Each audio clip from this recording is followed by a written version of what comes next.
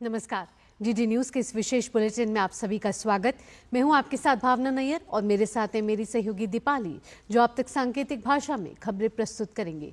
शुरुआत करते हैं इस विशेष बुलेटिन की सुबह की सुर्खियों के साथ।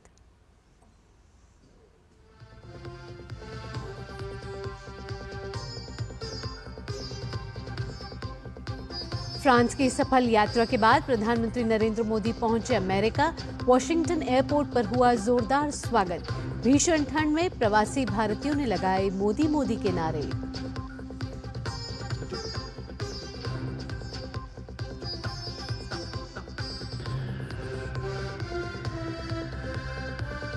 प्रधानमंत्री नरेंद्र मोदी और अमेरिकी राष्ट्रपति डोनाल्ड ट्रंप के बीच आज वॉशिंगटन में होगी मुलाकात। पीएम मोदी ने जताई दोनों देशों के बीच व्यापक वैश्विक रणनीतिक साझेदारी की उम्मीद। बजट सत्र के पहले हिस्से के अंतिम दिन आज लोकसभा में पेश होगा नया आयकर विधेयक। इनकम टैक्स कानूनों को आसान बनाना है बिल का उद्देश्य। वक्फ बिल पर बनी संयुक्त संसदीय समिति आज संसद के दोनों सदनों में रखेगी अपनी रिपोर्ट, तो वहीं राज्यसभा में वित्त मंत्री निर्मला सीतारमण देंगी बजट पर चर्चा का जवाब।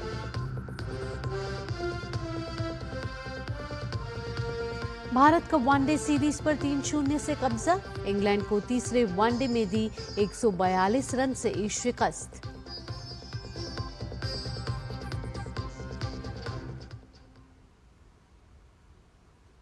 अब खबरें विस्तार से। विदेश यात्रा के दूसरे चरण में फ्रांस यात्रा के बाद प्रधानमंत्री नरेंद्र मोदी अमेरिका पहुंच गए हैं। वॉशिंगटन डीसी के हवाई अड्डा पहुंचने पर प्रधानमंत्री मोदी का औपचारिक स्वागत किया गया, जिसमें बड़ी संख्या में भारतीय समुदाय के लोग शामिल रहे।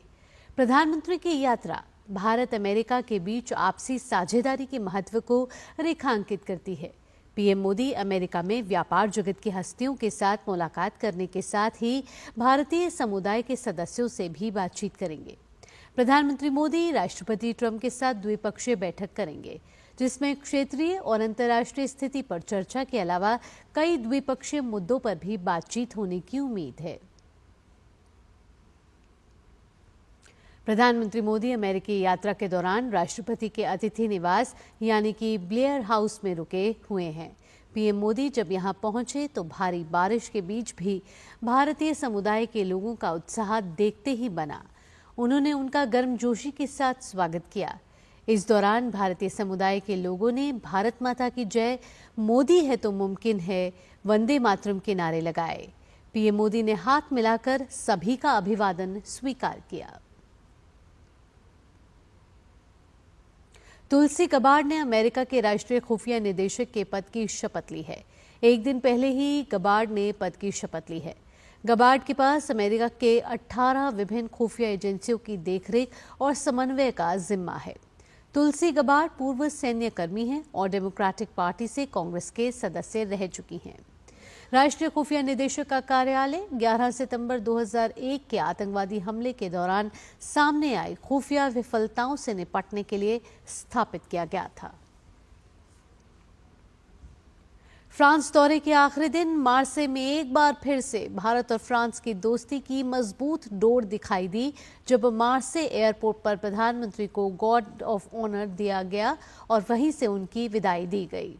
फ्रांस के राष्ट्रपति खुद एयरपोर्ट पर प्रधानमंत्री को विदाई देने मौजूद रहे। मार्से में प्रधानमंत्री मोदी और राष्ट्रपति मैक्रों के संयुक्त रूप से नए वाणिज्य दूतावास का उद्घाटन किया, तो साथ ही पीएम ने international thermo nuclear experimental reactor का भी दौरा किया। संसद के बजट सत्र के पहले हिस्से का आज अंतिम दिन है। वित्त मंत्री निर्मला सीतारमण आज आयकर विधेयक 2025 लोकसभा में पेश करेंगी। आयकर से संबंधित कानून को समेकित और संशोधित करने के उद्देश्य से लाया गया ये विधेयक सदन की कार्यवाही में सूचीबद्ध किया गया है।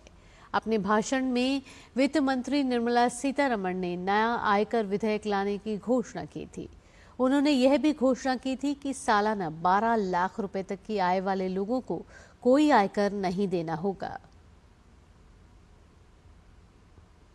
संसद के दोनों सदनों में आज वक्फ संशोधन बिल पर जेपीसी रिपोर्ट टेबल की जाएगी। इससे पहले 30 जनवरी को लोकसभा के अध्यक्ष को सौंपी गई जेपीसी की रिपोर्ट में देश भर की विवादित वक्फ संपत्तियों के मामले का भी विस्तृत ब्यौरा दिया गया है। समिति के अध्यक्ष जगदम्बिका पाल अपने साथी सदस्य डॉक्टर संजय जायसवाल के साथ लोकसभा में रिपोर्ट पेश करेंगे। वहीं राज्यसभा में रिपोर्ट मेधा विश्राम कुलकर्णी और गुलाम अली द्वारा पेश की जाएगी। जेपीसी की रिपोर्ट 2025 को लोकसभा अध्यक्ष ओम बिरला को सौंपी गई थी। समिति के पास वक्फ बोर्ड की जमीनों पर कुल 58,898 अतिक्रमण के मामले सामने आए हैं। इसमें से 5,220 अतिक्रमण के मामले देश भर में ट्राइब्यूनल में चल रहे हैं और 1,340 मामले संपत्ति हड़पने के भी चल रहे हैं। वक्फ के संबंधित ट्राइब्यूनल में कुल 19,207 मुकदमे चल रहे हैं, जिसके जमीन हड़पने और अतिक्रमण को मिलाकर कुल 6,560 मामले चल रहे हैं। राज्यसभा में आज बजट 2025-26 पर चल रही चर्चा को आगे बढ़ाया जाएगा। वित्त मंत्री निर्मला सीतारमण आज उच्च सदन में बजट पर चल रही चर्चा का जवाब देंगी। दोनों ही सदनों में आज प्रश्नकाल के दौरान सांसद विभिन्न मंत्रालयों से अहम प्रश्न पूछेंगे। साथ ही दोनों सदनों में कई प्रतिवेदन और प्रस्ताव भी पेश किए जाएंगे। संसद के बजट सत्र का पहला भाग आज तक का है। इसके बाद बजट सत्र का दूसरा भाग 10 मार्च से शुरू होगा। जम्मू कश्मीर के पुंछ जिले में नियंत्रण रेखा के पार से बिना उकसावे की गई गोलीबारी का भारतीय सेना ने मुंहतोड़ जवाब दिया, जिसमें काफी संख्या में पाकिस्तानी सैनिक हताहत हुए।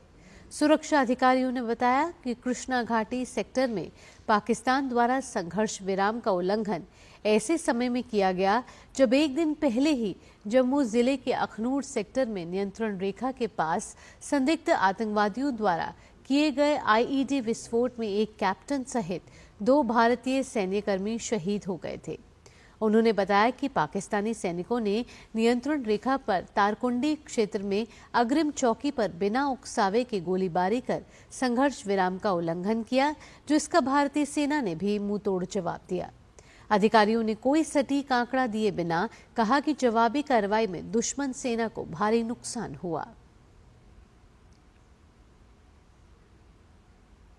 महाकुंभ में देश और दुनिया भर के सनातनियों का आना जारी है। माघी पूर्णिमा पर रात 10 बजे तक केवल एक दिन में ही 2 करोड़ से अधिक श्रद्धालुओं ने स्नान कर लिया। त्रिवेणी संगम में स्नान करने वाले श्रद्धालुओं की संख्या का जो अनुमान सरकार ने लगाया था, उससे कहीं अधिक श्रद्धालु स्नान कर चुके हैं। माघी पूर्णिमा तक की स्नान करने की श्रद्धालुओं की संख्या 48 करोड़ को पार कर चुकी है। उधर उत्तर प्रदेश के मुख्यमंत्री योगी आदित्यनाथ भी महाकुंभ में सनातन संस्कृति के उभरने से खुश हैं। भारत ने इंग्लैंड के साथ 3 मैचों की वनडे सीरीज के आखिरी मुकाबले को 142 रन से अपने नाम कर लिया। इस जीत के साथ ही भारत ने सीरीज को 3-0 से अपने नाम कर लिया। भारत द्वारा मिले 357 रन के जवाब में अंग्रेज टीम 214 रन पर सिमट गई। इंग्लैंड के लिए टॉम बैटन ने सबसे अधिक 38 रन बनाए। बेन डकेट ने 34 रन पर आउट हो गए। भारत के लिए अर्शदीप सिंह, हर्षित राणा, अक्षर पटेल और हार्दिक पांड्या ने 2-2 विकेट चटकाए। इससे पहले टॉस हारकर पहले बल्लेबाजी करते हुए कप्तान भारतीय टीम ने 356 रन बनाए। मैच में भारतीय टीम की शुरुआत कुछ खास नहीं रही। रोहित शर्मा 1 रन पर आउट हो गए। इसके बाद पारी को संभालते हुए विराट कोहली 52 रन बनाकर आउट हुए।